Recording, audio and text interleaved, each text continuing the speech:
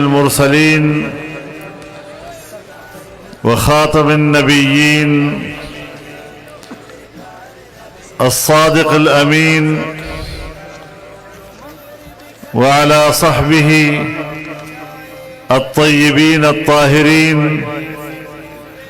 وعلى من تبعهم بإحسان إلى يوم الدين. أما بعد فأعوذ بالله من الشيطان الرجيم. بسم الله الرحمن الرحيم.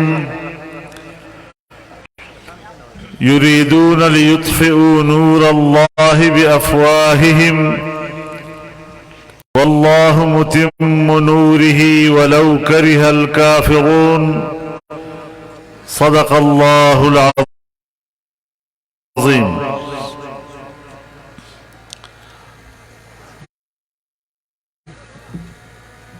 جناب صدر محترم، اکابر علماء کرام، عمائدین قوم،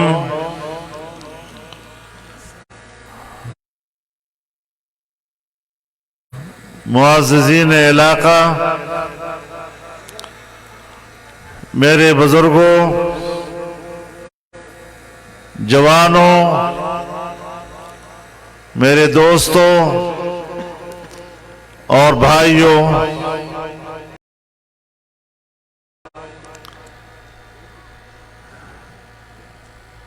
میرے لیے اعزاز بھی ہے اور سعادت بھی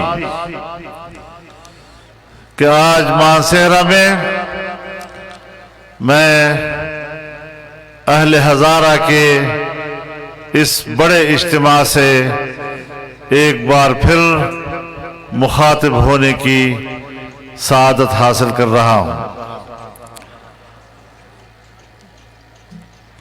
میرے محترم دوستو، یہ سرزمین اپنی ایک تاریخ رکھتی ہے۔ اس سرزمین نے ہمیشہ حق کے پرچم کو سربلند رکھا ہے اور شہدائے بالا کوٹ اس سرزمین کی قربانیوں کی تاریخ کی شاہد عدل ہے۔ جمعیت علماء اسلام آپ کی آواز ہے، آپ کے حقوق کی آواز ہے۔ پاکستان میں اسلام کی سربلندی، انسانی حقوق کا تحفظ اور خوشحال معیشت، یہ ہمارا بنیادی ہدف رہا ہے۔ یہ ہمارے منشور کی اساس رہا ہے۔ اور آج جب اس ملک میں سب سے پہلے سیاسی عدم استحکام پیدا کیا گیا، سیاسی افراتفری ملک میں پیدا کی گئی، اور پھر جب 2018 میں دھاندلی کے ذریعے ایک جعلی حکومت ملک پر مسلط کی گئی، اس کے نتیجے میں معاشی عدم استحکام آیا۔ پاکستان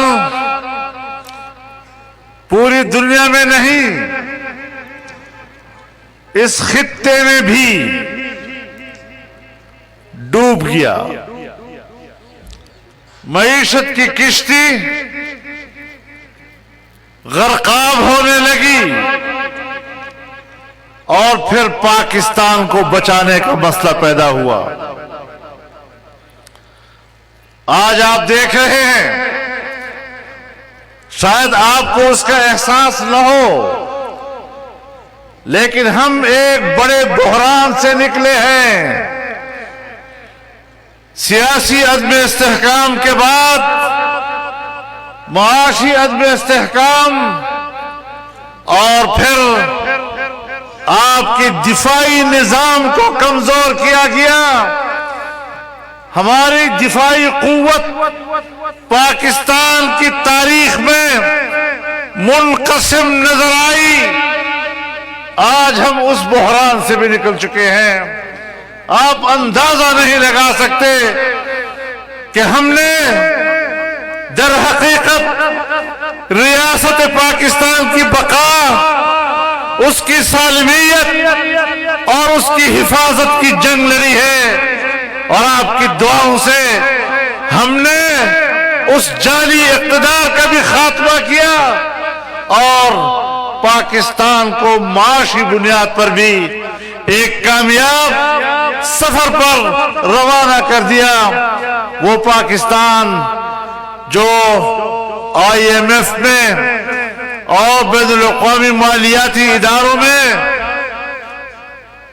بلیک لسٹ ہونے کے کنارے کھڑا تھا، دیوالیہ ہونے کے کنارے کھڑا تھا، اور ممکن تھا کہ عنقریب آپ کو دنیا میں مالیاتی لحاظ سے بلیک لسٹ قرار دے دیا جاتا، دیوالیہ قرار دے دیا جاتا۔ نہ کوئی ملک آپ کو قرضہ دیتا، نہ آپ کو کوئی امداد دیتا، اور افریقہ کے غیر گزرے صحرائی ملک کی طرح پاکستان کی حیثیت بن جاتی۔ لیکن آج ان 6 مہینوں میں، گزشتہ 6 مہینوں میں، پاکستان گرے لسٹ سے واپس بین الاقوامی اداروں نے اس کو وائٹ لسٹ میں تبدیل کر دیا۔ ہماری حالت بہتری کی طرف دنیا نے تسلیم کر لیا ہے، اور ظاہر ہے ملک دلدل میں تھا۔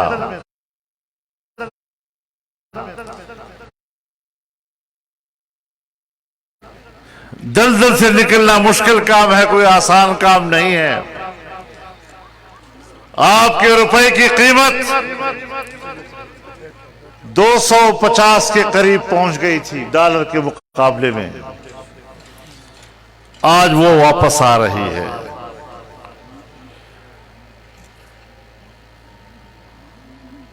سرمایہ کاری کا راستہ بند ہو گیا تھا۔ غیر مسلم دنیا میں چین ہمارا قریب ترین دوست تھا اور ہے۔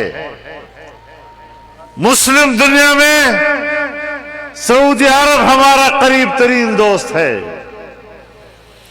ہم نے اپنے دونوں دوستوں کے اعتماد کو ختم کیا۔ آج ہم ایک کا بھی اعتماد حاصل کر رہے ہیں، اور ہم دوسرے کا بھی اعتماد حاصل کر رہے ہیں، اس بات پر آمادہ کرنے کے لیے کہ وہ پاکستان میں سرمایہ کاری کرے۔ لیکن ہمیں یہ نقصان کیوں اٹھانا پڑا؟ آپ نے دیکھا، آپ ہی تو راستہ ہیں، ہزارہ ہی تو راستہ ہے اس عظیم شاہراہ کا، جس کو ہم شاہراہ ریشم کہا کرتے تھے، اور آج ہم اس کو سی پیک کہہ رہے ہیں۔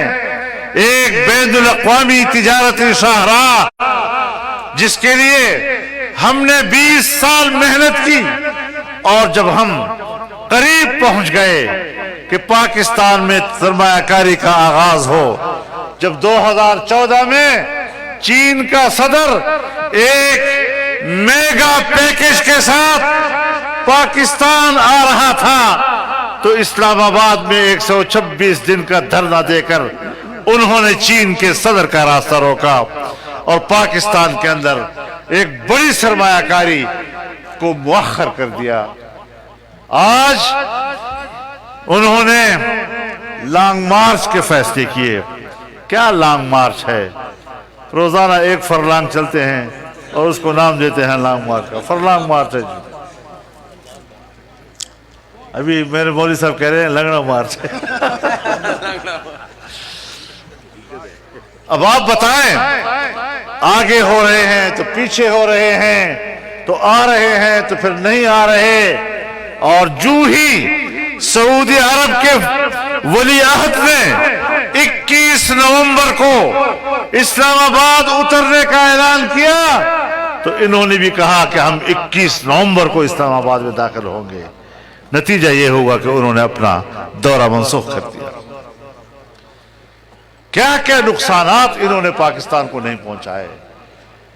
کون سا موقع ہے جب اس وطن عزیز پر ان کو ضرب لگانے کا موقع ملا اور انہوں نے نہیں لگایا۔ اعتراض کرتے ہو پی ڈی ایم کی حکومت میں، بالکل آپ کو حق ہے۔ اگر ہماری کمزوری ہے اس کو اجاگر کرنے میں ہم شکریہ ادا کریں گے، لیکن مہربانی کرو ایک درخواست ہماری سن لو کہ اپنے 3.5 سالہ کارکردگی تو لوگوں کے سامنے بیان کر لو ذرا۔ کسی ایک تقریر میں اپنی گزشتہ 3.5 سالہ حکومت کی ایک کارکردگی تو دنیا کو بتا دو۔ تم نے پوری دنیا کی جتنی پاکستان میں میگا پروجیکٹس تھے، بڑی بڑی سرمایہ کاریاں تھی، ان سب کو فریز کیا ہے یا نہیں کیا؟ تم تو پاکستان کے کاروبار کو ہمارے گلی کوچے کے کاروبار پر لے آئے۔ مائکرو لیول کا کاروبار۔ مائکرو لیول میں کیا ہوتا ہے؟ آپ کے بازار کے اندر جو پرچون کی دکانیں ہوتی ہیں اس پہ جو خرید و فروخت ہوتی ہے اس کو مائکرو لیول کا کاروبار کہتے ہیں۔ مرغیوں کا کاروبار، انڈے کا کاروبار، کھرکے کا کاروبار، کٹے کا کاروبار۔ آپ تو ملک کو اس معیشت پہ لے آئے تھے، تم نے تو دنیا کو فارغ کر دیا تھا، ہمیں پوری دنیا سے کاٹ دیا تھا آپ نے۔ میرے محترم دوستو، میں نے خود ان کے ایک انتہائی قریب ترین اور وفادار جو ان کی کرتوتوں سے باغی ہو گیا تھا، میری کوئی ملاقات اس سے نہیں تھی، لیکن میں نے اس کو جب ٹی وی پر انٹرویو دیتے ہوئے سنا کہ فضل الرحمان سے تو میری کوئی ملاقات نہیں ہے، اور جب وہ اس کو بیرونی ایجنٹ کہتا ہے تو مجھے اس سے بھی اختلاف تھا، لیکن آج سوچتا ہوں کہ ملک کو اس قدر گرانا یہ بیرونی ایجنڈے کے بغیر ہو نہیں سکتا۔ یہ تمہارے لوگوں نے بات کی، شہید شاہد من اہل، تمہارے گھر سے تمہارے اوپر شہادتیں آئی ہیں۔ اگر فارن فنڈنگ کیس کا مسئلہ آیا اور تم نے بیرونی امداد کو چھپایا، میں نے آپ پر الزام نہیں لگایا، کسی دوسری پارٹی نے آپ پر الزام نہیں لگایا، آپ کی پارٹی کے اندر سے تمہارے ایک بانی رکن نے کہا کہ فارن فنڈنگ کیس چوری ہوا ہے، اور آپ کے اپنے لوگ الیکشن کمیشن میں گئے اور الیکشن کمیشن نے کہا کہ آپ چور ہیں۔ ہم نے نہیں کہا، ایک ادارے نے کہا آپ چور ہیں۔ آپ کا منشور کیا ہے؟ صرف ایک بات، اپنے مخالف کو چور چور چور چور کہتے رہو، اس کے علاوہ کوئی کارکردگی نہیں۔ دوسروں کی مخالفت پر سیاست کی عمارتیں کھڑی نہیں ہوتی۔ اپنی بنیاد بتاؤ کیا ہے، کیا ثابت نہیں ہوا کہ تم نے اسرائیل سے مدد لی ہے؟ کیا سامنے نہیں آیا ریکارڈ کے اوپر کہ تم نے امریکہ سے مدد لی ہے؟ کیا ثابت نہیں ہوا کہ تم نے انڈیا سے مدد لی ہے؟ اور انڈیا میں ایک تجزیہ نگار جو خود اعتراف کرتا ہے ٹی وی پر کہ ہم نے آپ کی مدد کی عمران خان، ہم نے آپ کے لیے پیسے اکٹھے کیے، یہ تم نے کیا کر دیا، یہ تم نے کیا کر دیا؟ کیا کیا چھپاؤ گے تم لوگوں سے؟ اگر ہماری بات کوئی نہیں مان رہا تھا، ہم نے اس کی پرواہ نہیں کی کہ ہمارا دعویٰ مقبول نہیں ہے، چونکہ مقبول نہیں اس لیے ہم اپنے دعوے سے پیچھے ہٹ جائیں۔ ہم پیچھے نہیں ہٹے، ہم نے امانت سمجھی یہ بات کہ جو حق ہے اور جو سچ ہے وہ قوم کی امانت ہے، ہر حالت میں قوم کے سامنے رکھیں۔ ہم نے اپنے سیاسی مفاد کو نہیں دیکھا، ہم نے اقتدار کی مفاد کو نہیں دیکھا، ہم نے دولت اور مفاد کو نہیں دیکھا، ہم نے حقائق کو دیکھا اور حقائق قوم کے سامنے رکھے، اور انشاءاللہ گلی گلی ہمارے اس حقائق کو تسلیم کیا جائے گا۔ میرے محترم دوستو، ہم نے اس ملک کو چلانا ہے، اس ملک کو بچانا ہے۔ انشاءاللہ سیاسی استحکام بھی آئے گا، معاشی استحکام بھی آئے گا، اور کہا جاتا ہے کہ پاکستان میں ایک قومی حکومت ہونی چاہیے۔ ملک کی معیشت اس حد تک تباہ ہو چکی ہے کہ ایک پارٹی اب اس کو نہیں سدھار سکتی، معیشت کو بہتر نہیں کر سکتی۔ میں ان قوتوں کو بتانا چاہتا ہوں انتہائی ادب و احترام کے ساتھ کہ پاکستان میں قومی حکومت ہی تو موجود ہے۔ ملک کے اندر آج ایک قومی حکومت ہے، سب اکٹھے ہیں، نظریاتی طور پر ایک دوسرے کے مخالف، منشور ایک دوسرے سے جدا، لیکن ملک ایک ہے، اس پر ہم متفق۔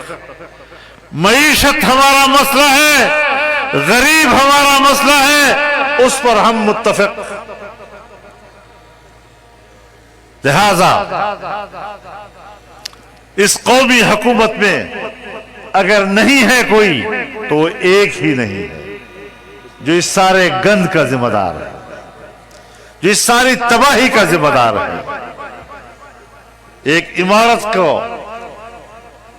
کی تخریب کرنے والا، اس کو عمارت کی تعمیر میں حصہ نہیں دیا جا سکتا۔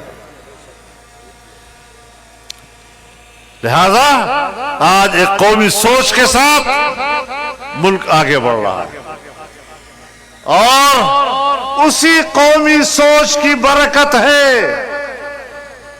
کہ پاکستان کی دفاعی قوت تنازع سے بچ گئی، ایک متفقہ قیادت دوبارہ وجود میں آ گئی۔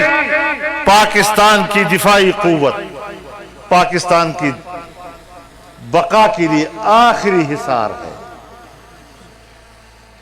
میری پارٹی میں کوئی نہ رہے، کچھ لوگ چلے جائیں، ہم برداشت کر لیں گے،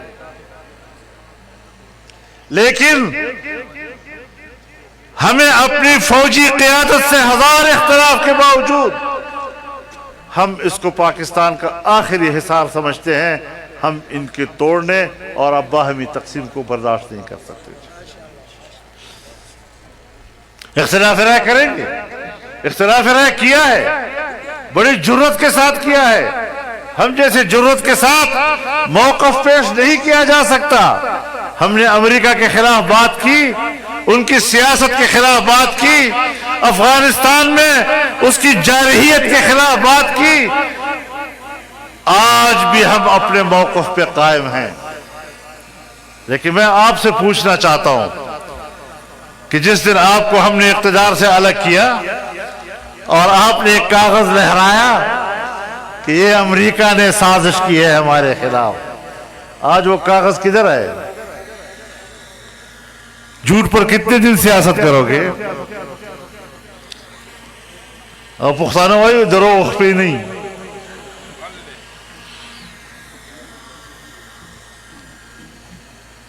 ما خلاف سازش شوی ده چا کړی ده پته نشته. اوس وایي دا خبره پرېږدې مړه دا هېره کوي دا پرېږدې دا تېره شوه. هغه امریکا چې ما خلاف سازش کړی و هغې سره روغه غواړم او که ما حکومت راغی زبردسته دوستي به زما امریکې سره وي. سهار یو خبره ماښام بله خبره مازدیګر بله خبره بیا چې سهار کېږي بیا بله خبره بیا ماښام بله خبره او دا قمقلانې داسې ښې اوري و یار بیا بیا دې سره څه چلو د دغو حالاتو مقابله ایک یوه خبره ده ثابت قدمي. هغه خبره کوئ چې تا پې اطمینان وي چې زه رښتیا وایم او بیا سړی ټولې دنیا ته غل وایه او غل او غل او غل او غل او په خپله ادارې درته ووایي چې توشهخانې کې دې ګړۍ پټې کړي دي.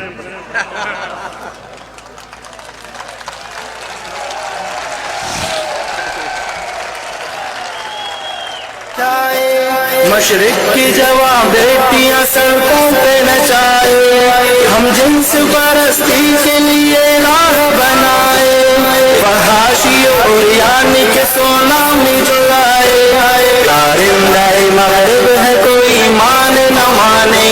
میرے محترم دوستو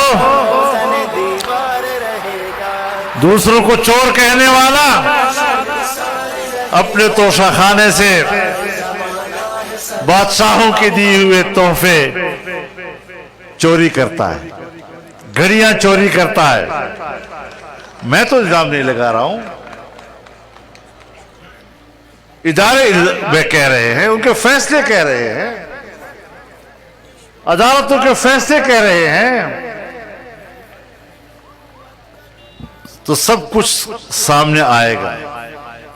ہم تو انسان ہیں نا ذرا کچھ انسان جلد باز پیدا ہوا ہے اور انتظار زیادہ نہیں کر سکتا لیکن اللہ رب العالمین اپنے حساب سے وقت کو فیصلے کرتا ہے.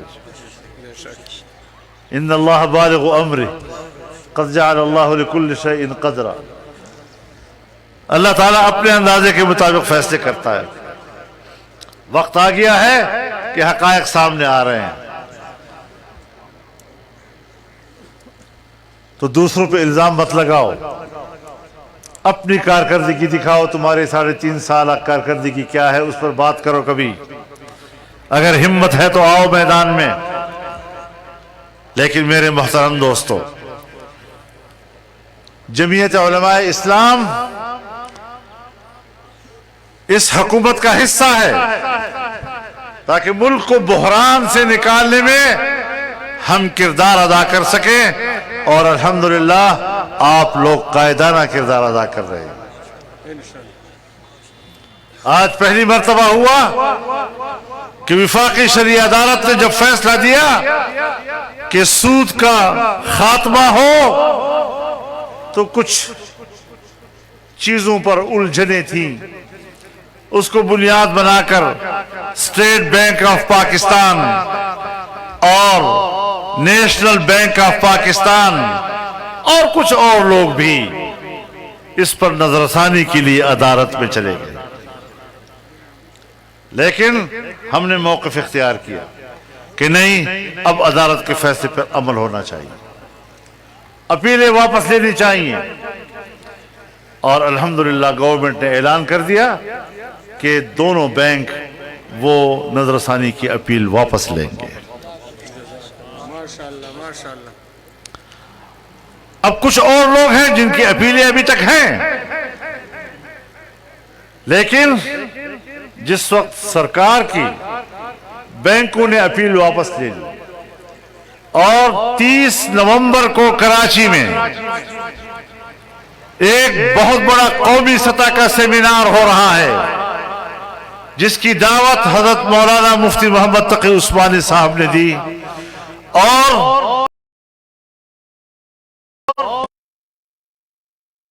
پاکستان کے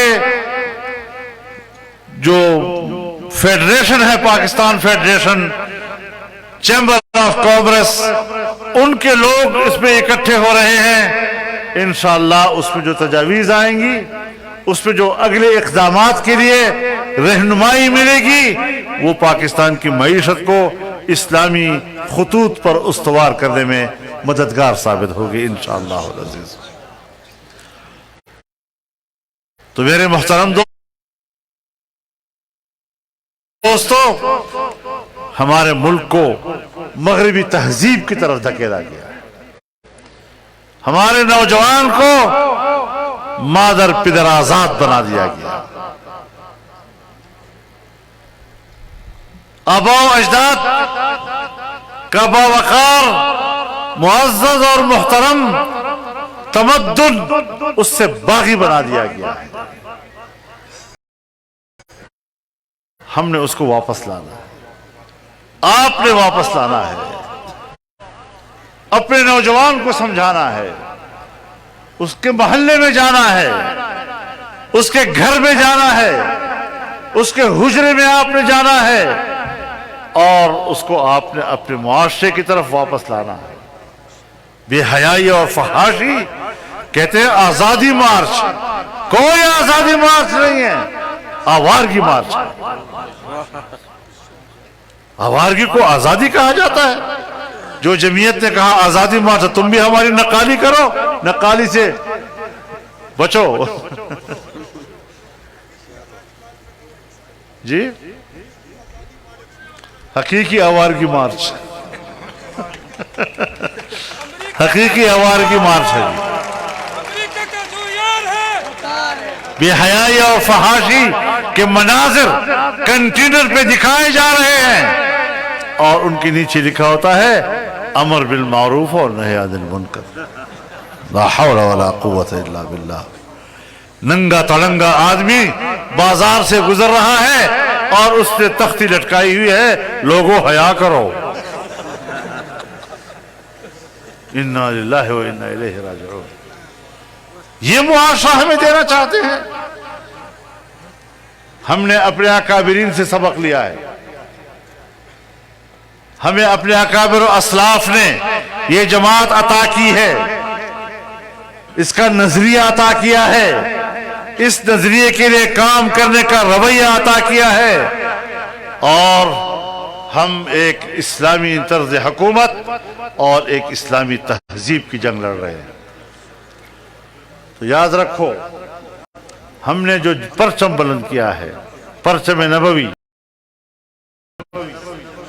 جناب رسول اللہ صلی اللہ علیہ وسلم کی طرف جس پرچم کی نسبت ہوگی، پھر وہ جماعت ایک موقف اختیار کرے قرآن و سنت کے حوالے سے، وہ جماعت ایک موقف اختیار کرے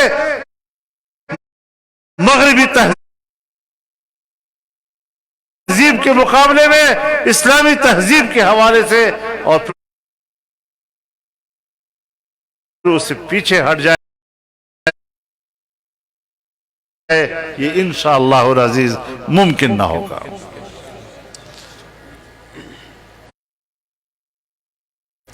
باقی ملک ہمارا ہے۔